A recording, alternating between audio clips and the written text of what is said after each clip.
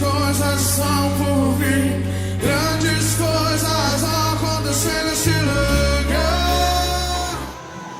Querido, 10% é muito do nosso tempo para nós entregar para o Senhor?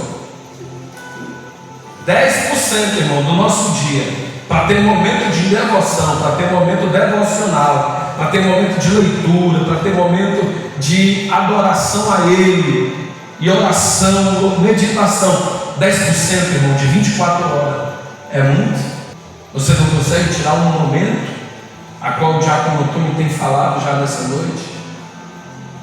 Pessoas que não conseguem mais orar, e quando alguém se levanta estendendo um pouco a oração, aí já se senta logo, aí já começa a explanar os bens, chama logo de bens, sabe? Começa a trouxer os bens, aí começa a ficar impaciente, começa a ficar, aí senta, e quando não é, vai embora. Mas é aí que a igreja do Senhor tem perdido, irmão. É aí que a igreja do Senhor tem perdido a graça, tem perdido a unção, tem perdido a inspiração, aleluia, de Deus na sua vida, porque parou de orar. E não apenas parou de orar, como também não gosta de oração. Aleluia, glória a Deus. Assim como não gosta de oração, deixando de orar, aí dá lugar, querido, exatamente às negociações com o mundo. Pastor, mas por que pecou? Querido, pecou porque parou de orar. Pastor, por que fez isso ou aquilo? Fez isso, irmão, traiu, ou isso ou aquilo, porque perdeu o contato com Deus. E eu estava falando exatamente isso com alguns crentes, aconselhando, e tem sido uma realidade isso. Nós não podemos, irmão, nós não podemos. Jesus não nos ensinou a ter duas vidas. Jesus não nos ensinou a ter dois guarda-roupas. Jesus não nos ensinou a ter dois linguajares. O que Jesus nos ensinou verdadeiramente, amado, foi nós sermos seus imitadores. E ser imitador de Jesus, eu tiro para mim, da vida secular, os 30 anos de vida de Jesus, do seu nascimento até o seu batismo. 30 anos. Você lembra qual era a profissão de Jesus? Jesus herdou a mesma profissão do seu pai José, que era o quê? Carpinteiro. Jesus era carpinteiro, irmão. Então, para você entender melhor, Jesus tinha uma vida secular, sim ou não? Ele precisava se alimentar, ele precisava se manter, ele precisava, louvado seja o nome santo do Senhor, cuidar, irmão, inclusive da sua família. Eu vejo no capítulo 20, no capítulo 19 do Evangelho de João, quando Jesus está pendurado na cruz, irmãos, e ele olha para o pé da cruz e vê quem? A mãe dele e o seu discípulo amado. E naquela hora ele olha para o discípulo, olha para a mãe dele e diz assim: mulher, eis aí o teu filho. E olha para o discípulo amado e diz: homem, né? Eis aí a tua mãe. E diz, a partir daquele dia, Maria foi cuidada pelo discípulo amado de Jesus, irmão. A partir daquele dia, cuidada, mantida, alimentada. Então Jesus tinha uma responsabilidade, irmão, também familiar. E até os 30 anos, querido, ele tinha a sua vida secular. Mas sabe o que é que nós vemos no final da sua vida? É que mesmo tendo uma vida secular, mesmo precisando se ocupar para trazer o seu alimento, para trazer o seu sustento, e se manter nos seus dias, você não vai ver indícios de pecado, você não vai ver indícios de corrupção. Em nada Jesus pecou, em nada Jesus errou o alvo, irmão. Em nada Jesus se corrompeu, mesmo tendo uma vida secular, querido. Mas é uma diferença. Tem uma coisa aqui para nós em xeque que precisa ser colocado aqui, querido. Porque, diferente de muitos crentes, quando saem da igreja, vão para casa e no outro dia precisam ir trabalhar, eles desligam da tomada a vida do crente. Na minha vida de crente e igreja, eu estou desligando agora. Agora, o que vai ficar agora de pé é o homem secular, é a mulher secular. Desliga totalmente o espiritual, desliga totalmente a comunhão e só vai ligar de novo na tomada o homem espiritual quando vai para a igreja de novo. E vive essas duas personalidades, o homem espiritual e o homem carnal, a mulher espiritual e a mulher carnal. O homem espiritual louva a Deus, o homem carnal fala palavrão. O homem espiritual, aleluia, vem, os seus passos são em direção da casa do Senhor e da igreja. O homem carnal, os seus passos são levados para longe do Senhor, para os seus desejos e para as suas vontades. O homem espiritual, aleluia, vigia no seu diálogo com os seus irmãos. Todavia o homem carnal participa das mesmas brincadeiras, das mesmas piadas indecentes e que não agradam a Deus. Vivem duas personalidades, aleluia, glória a Deus, na igreja e no mundo. Querido, mas eu preciso lhe dizer nesta noite, você não pode perder a comunhão com o divino em nenhuma hora, em nenhum minuto da sua vida. Nós não podemos perder a comunhão, irmão, aleluia, com o nosso Deus, com o Espírito Santo de Deus, em nenhum momento da nossa vida, seja o que nós estivermos fazendo, seja indo para o trabalho, voltando para casa, seja indo estudar, seja indo para a faculdade, colégio, vizinhança, lazer, o que for, nós devemos entender que nós não podemos tirar, aleluia, a natureza do céu como se fosse uma roupa qualquer que você tira, joga ali e veste outra. Não, mas em todas as áreas da nossa vida nós devemos estar vestidos e revestidos da presença de Deus na minha e na sua vida. Louvado seja Deus.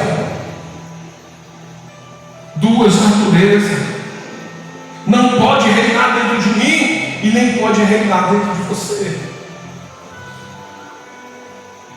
E verdadeiramente, quando eu olho para esses versículos que nós acabamos de ler, eu vejo isso acontecendo. Uma natureza querendo prevalecer e suplantar a outra. Mas eu preciso reafirmar, eu preciso dizer que nós que estamos aqui só vamos conseguir, irmão, transformar vidas lá fora se primeiro nós formos transformados aqui dentro. Se primeiro as coisas, irmãos, que está desagradando a Deus dentro do ambiente chamado igreja, dentro do lugar chamado templo de Deus, se primeiro nós permitir que essas coisas que nos atrapalham possam ser colocadas para fora da nossa vida, os nossos pensamentos caídos, as nossas mágoas, as nossas iras, os nossos pensamentos, irmãos, a nossa velha natureza impureza precisa ser expulso, precisa ser varrida de dentro de nós, para que verdadeiramente o Senhor possa operar na minha e na sua vida a verdadeira mudança, irmãos. Queridos, a verdadeira mudança precisa acontecer dentro de nós. Glória a Deus. A verdadeira transformação precisa ser realizada dentro de nós, irmão, e dentro dos templos onde nós congregamos, querido. Tem que haver uma mudança, porque se não tiver mudança com o povo, se nós não nos esvaziar daquilo que Deus está querendo colocar para fora de nós nunca vamos conseguir fazer a diferença nesse mundo. Nós nunca vamos conseguir ser relevantes para as pessoas lá fora. Porque se você parar para pensar aqui, é muito difícil 100% da igreja, 100% da igreja, eu estou colocando aqui logo 100, só para você, mas é muito difícil 100% da igreja abraçarem o trabalho de serem relevantes para a sociedade aonde nós estamos inseridos. E eu vou dizer uma coisa, é até algo para se pensar que existem pessoas que ainda não aceitaram Jesus, existem pessoas que ainda não vieram, ou, aleluia, não querem entrar dentro da igreja, não querem entrar na igreja, porque tem algum determinado tipo de crente dentro da igreja.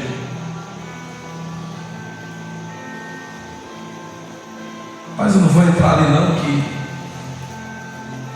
eu não vou com a cara daquela irmã.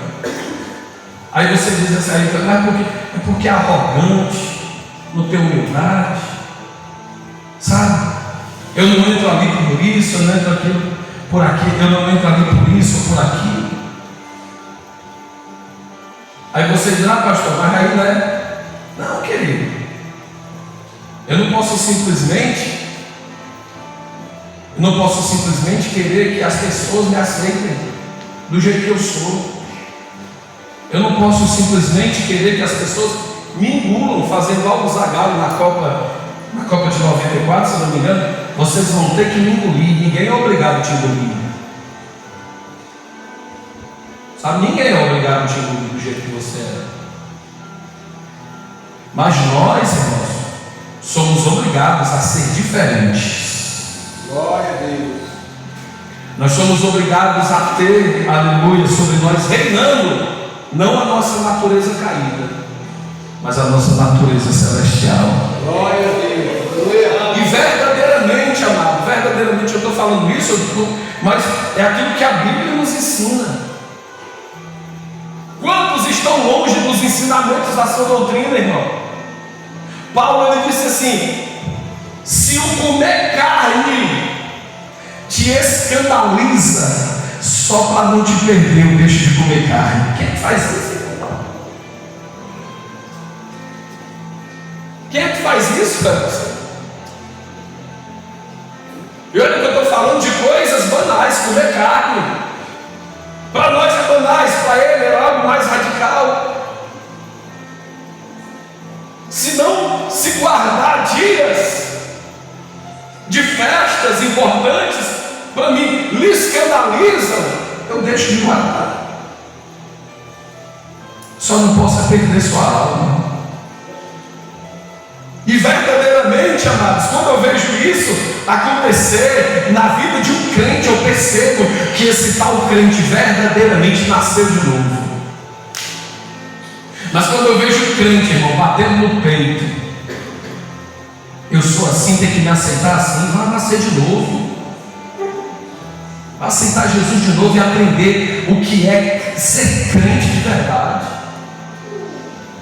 Eu vejo Cristo, Paulo falando sobre Cristo lá na cruz, não é o Cristo no céu, não, mas o Cristo na cruz. Quando Paulo disse assim, Paulo falou acerca dele, ele sendo Deus, irmão, ele era Deus. Ele era Deus. Mas a Bíblia diz que ele não teve por usurpação ser igual a Deus. Antes ele aniquilou a si mesmo, irmão. O que foi que ele aniquilou? Aniquilou, irmão, é kenosis. Uma palavra grega chamada kenosis, que significa esvaziamento. Ele se esvaziou dele mesmo, irmão. Ele se esvaziou dele mesmo, da sua divindade, para ser humano, se fazer homem entre nós. Então o Deus do céu desceu do céu, esvaziou da sua deidade, da sua divindade, e se colocou no mesmo nível dos homens. Aí, achado na forma de homem, Paulo continua dizendo: ele se esvaziou, se humilhou mais uma vez, sendo fiel até a morte. E morte de quê, irmão? E morte de cruz. Eu não entendo como é que os crentes, tendo essa principal referência do fundador do cristianismo, irmão, é aquele a qual nós seguimos, Jesus Cristo, e crentes não olharem para o exemplo que Ele nos deu e simplesmente não copiarmos, e simplesmente não vivermos isso que Ele ensinou para mim e para você. Se esvaziar, se esvaziar. Tem muita gente que bate no peito, que diz: eu fui humilhado, que diz: eu fui humilhado, que diz: eu fui humilhado, humilhada. Mas a Bíblia diz que Ele vai exaltar aqueles que são humilhados. Você só não está entendendo certo aquilo que você está lendo, porque a Bíblia diz que aqueles que a si mesmo se humilham, aqueles que a si mesmo se esvaziam, oh, glória a Deus, Deus o exaltará. Deus vai exaltar aqueles que a si mesmo se humilham, irmão. Aqueles que a si mesmo vão para o joelho e dizem: Senhor, eu preciso ainda de transformação.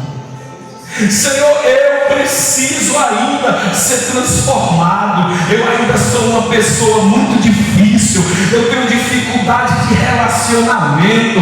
Eu tenho dificuldade de trabalhar em grupo. Eu tenho dificuldade de receber ordens. Eu não gosto de trabalhar recebendo. Eu quero fazer do meu jeito, mas Senhor, eu estou aqui nos teus pés, porque eu preciso que o Senhor transforme o meu caráter, a minha vida. Glória a Deus. Isso é se humilhar. Aí Jesus está vendo a pessoa se humilhando aos seus pés.